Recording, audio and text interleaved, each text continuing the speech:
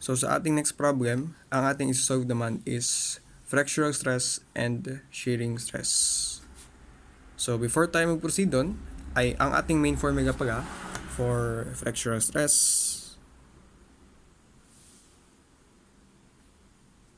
Yan ay MC over I or minsan MY over I. Then for shearing stress naman,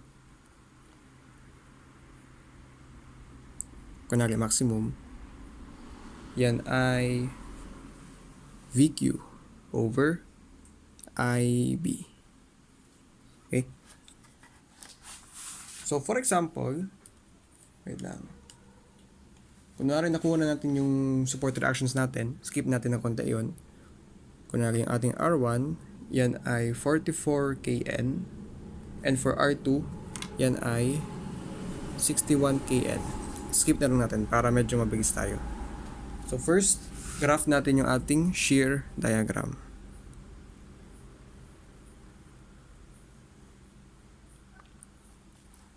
So meron tayong 10. So i-push natin yung ating area downwards.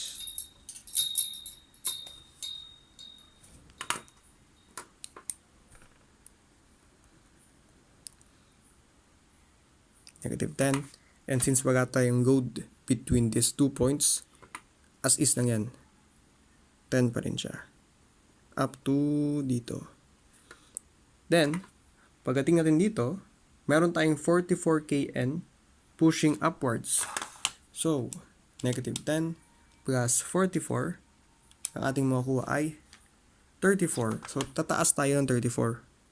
Ay, tataas tayo ng 44 up to makaabot tayo sa 34. Then, between these 2 points, meron tayong distributed load. Ang kanyang value ay 5 kN per meter. So, ang total height natin dito, hindi ko pa nasabay, ito is 3 meters, ito ay 7 meters, and ito ay 3 meters. And ito ay 2 meters. So, yung ating 5 kN per meter, distributed over 7. So, yan ay 5 times 7, meron tayong 35. So, since ito ay pointing downwards, ibig sabihin, babagsak yung ating graph. So, 34 minus 35, ang ating makuha ay negative 1. So, pagdating dito, siya naman ay, kunwari dito siya, which is mga negative 1. Ngayon, kapag meron naman tayong graph sa load diagram na rectangular loading, ibig sabihin nito, ang graph natin for sa ating shear diagram is rectized triangle.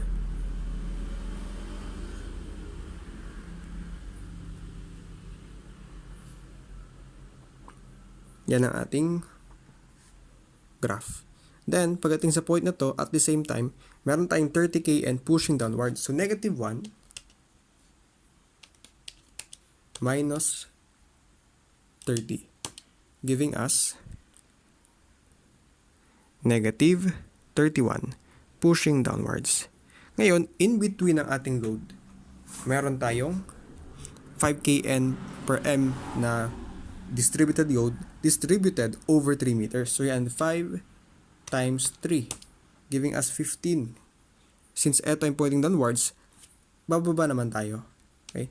Negative 31 minus 15, meron tayong negative 46. So, ibig sabihin, ang kanyang kaantungan ay negative 46. Since ito ay rectangular loading, ang kanyang graph sa shear ay triangle, slanting. Then, at this point, meron tayong 61 kN pushing upwards. So, siya ay negative 46 plus 61. And tayo ay aangat papunta sa positive 15. And, between these 2 points naman, wala tayong load. So, constant na yan up to dito. Then, pagdating natin sa last point natin, meron tayong 15 kN pushing downwards. Take note, this is 15. So, meron tayong minus 15. So, back tayo sa 0. So, ito yung ating graph.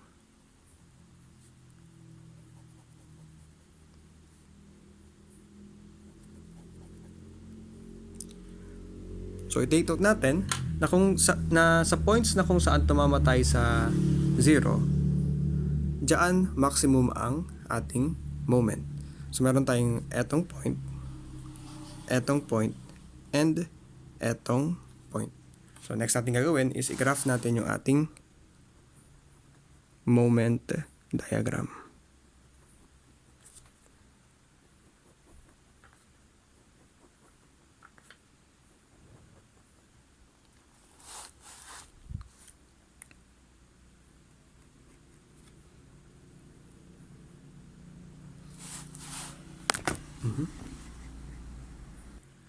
So next naman, para mag-graph natin ang ating moment diagram, ating kukunin yung area ng ating nasa shear diagram. Pero before yan, need mo natin ma-determine yung ating dimensions. So ang total dimension from this point up to this point is 7 meters. Pero tanong natin, what is the distance from this point up to this point and this point up to this point? Kasi kung ating iparakin yung figure, ang itsura niya is parang pag ganito. Para siyang ganito. Meron tayong dalawang triangle. So, ang strategy natin yan, ang height nito is 34. Ang height nito is 1. Negative 1 siya dito, pero ang ating gagamitin is positive value. So, ang total haba nito is 7. So, para ma-solve natin yan, ito ay 7 minus x. And ito is x. So, using similar triangles, 34 height nito. Ito naman is, ang base niya is 7 minus x. Height nito is 1. Kanyang base ay x. So, cross multiply tayo. 34x is equal to 7 minus x. Then, isolate natin yung x. 3x plus x is equal to 7. So, meron tayong 4x is equal to 7. X is equal to 7. Ay, 34 pala ito.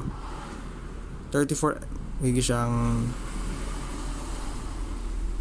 3x plus, ay 34x plus x, meron tayong 35x.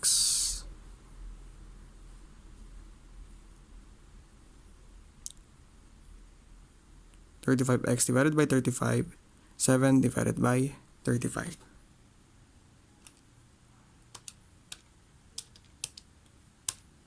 So, 7 divided by 35, ibig sabihin ng x natin ay 0.2. Ibig sabihin, ito ay 0.2, and ito naman is 7 minus 0.2, which is 6.8. So, okay na yung ating mga shapes. So, graph na natin. Ang height nito is negative 10. Kanyang base ay 3. So, negative 10 times 3, yan ay negative 30. So, ibig sabihin, from 0, pupunta tayong negative 30. Kapag ang ating graph is rectangle, sa moment siya ay triangle. Okay? Then, wait lang, sulat natin. Sabi natin kung saan tumama ng 0, doon possible mag-maximum yung ating figure. So, take note from this point to this point, yan ay 6.8. So, graph natin. Kanyang height is 34. 1/2 times 34, which is height, times base niya, which is 6.8. Yan ay 115.6. So, negative 30, tataas tayo, plus 115.6. So, ang ating makuha ay 85.6. So, ito ay magiging 85.6. So, kapag ang graph naman natin ay rectangle, triangle, ang ating graph naman for moment is pa-curve naman siya.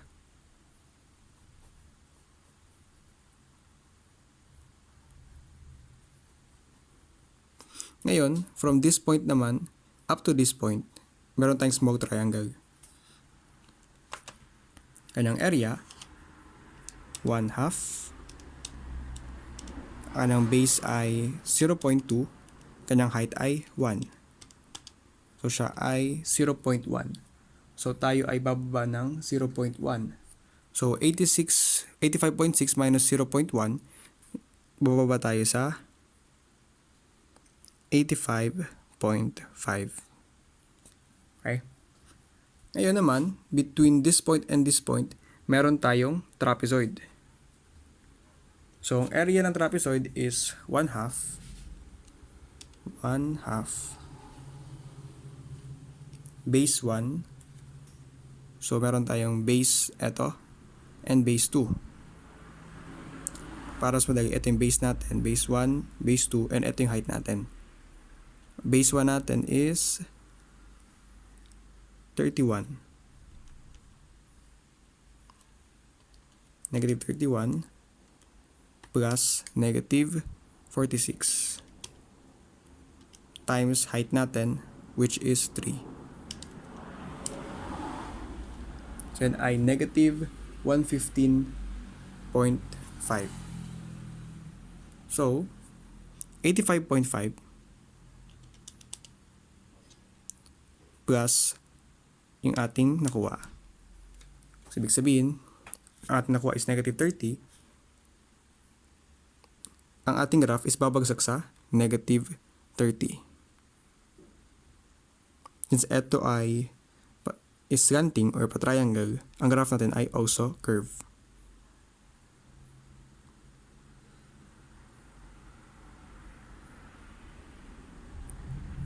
Next naman, between eto and eto, meron tayong rectangle.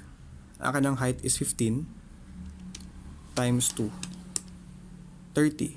Since eto rectangle, ang graph niya ay triangle. So, tataas tayo, papunta sa, kung eto is negative 30, plus 30, babalik tayo sa 0. So, tama yung ating graph kasi bumalik tayo ng 0.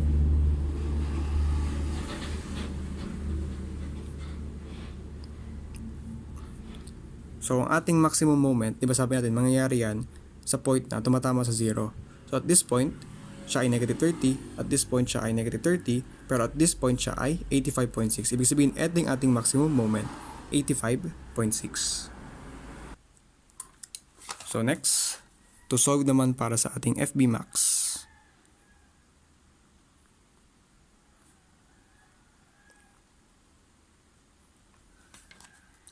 So, kunwari, ang ating i-consider is yung lower part lang.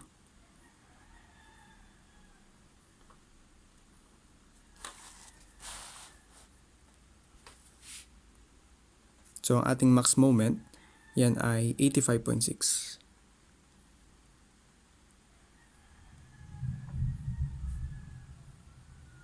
kN times meter. So, convert natin siya into Newton and millimeter. 1,000 millimeter is 1 meter and 1 kN is equal to 1,000 newtons. Then yung ating C, yan ay, wait lang.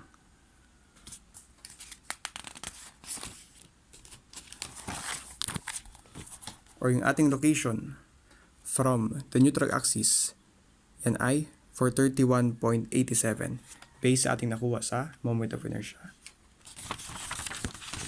From the neutral axis up to the bottom fiber. Kaya siya times for 31.87. Then, divided by yung ating I, based sa nakuha natin kanina, yung ating I is eto. So, copy lang natin.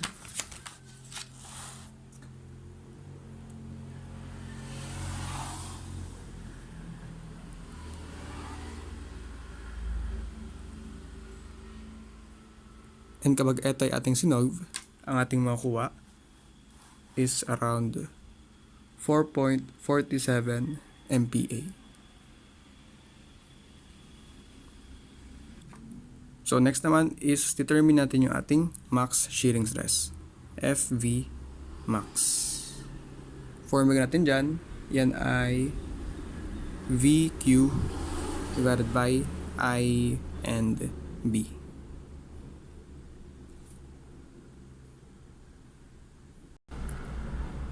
So, paano ba natin ma-determine yung V natin dito? Ang ating V naman dito is kung dito sa ating FB max is nakadepende tayo sa max moment. Pagdating naman sa max shear, nakadepende naman tayo sa max shearing. So, sa ating shear diagram, ang biggest value natin for shear is 46. Okay? 46 ang ating biggest value for shearing. Kaya ang V natin dito is 46 kN. Convert sa Newton, 1 kN is equal to 1,000 Newton.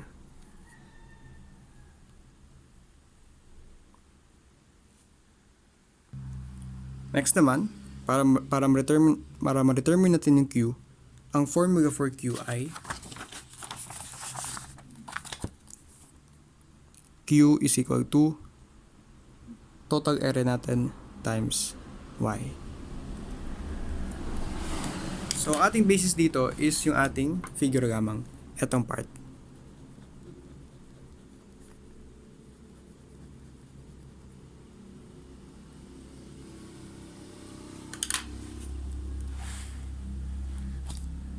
So, diretso na lang natin to.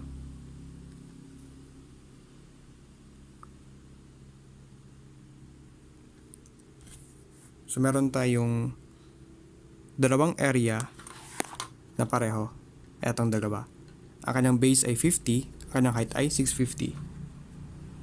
Or rather, ito parang 650. Ang kanyang bagong height is 431.87. So, yan ay 50 times 431.87. Yan yung ating first area. Plus second area natin, ang base niya is 75 and ang kanyang height ay 431.87.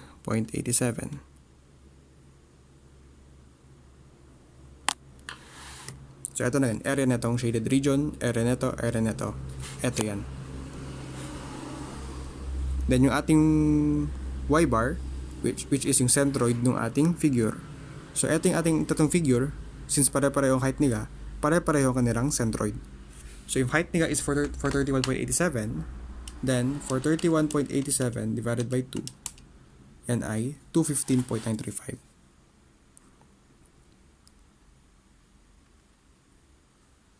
Kasi ang formula ng centroid ng rectangle is just the half ng kanyang height.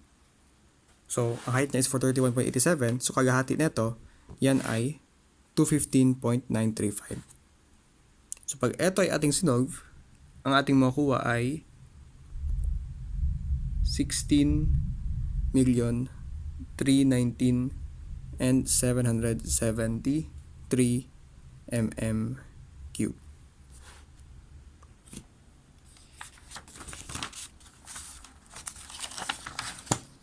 So, yan ay ating isa-substitute dito. Yung Q natin, yan ay 16,319 and 773 mm3. Then para sa ating I, ito ay nakuha natin kanina.